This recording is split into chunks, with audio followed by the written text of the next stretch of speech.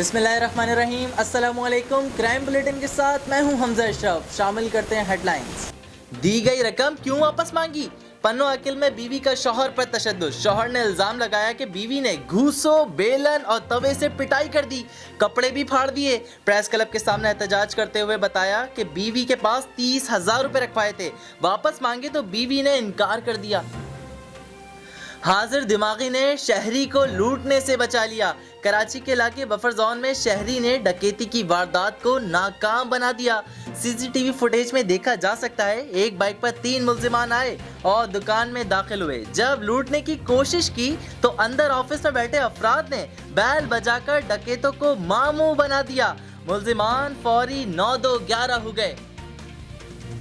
इब्राहिम हैदरी से शहर में भारी मिकदार में मंशियात की सप्लाई में मुलव्विस गिरोह का कारिंदा गिरफ्तार। खुफिया इत्तलात पर पुलिस ने मुल्जिम को गिरफ्तार किया। मुल्जिम से 3 किलो से जायद चर्स बरामद हुई।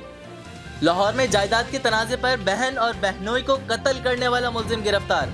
डीआईजी की इन्वेस्टिगेशन के मुताबिक मुल्जिम ने जायदाद में हिस्सा मांगने पर दोस्त और भाइयों की मदद से मियां बीवी को फायरिंग करके कत्ल किया। शादरा टाउन से बीवी को कत्ल करने वाला मुल्जिम गिरफ्तार। मुल्जिम दूसरी शादी करना चाहता था। कराची में खातून डॉक्टर की मौत। रिपोर्ट में अहम पेशरफ। जैव वकवा से मिलने वाली पिस्टल के मालिक का पता चल गया। साद नसीर नामी शख्स ने जुलाई में असला खरीदा था।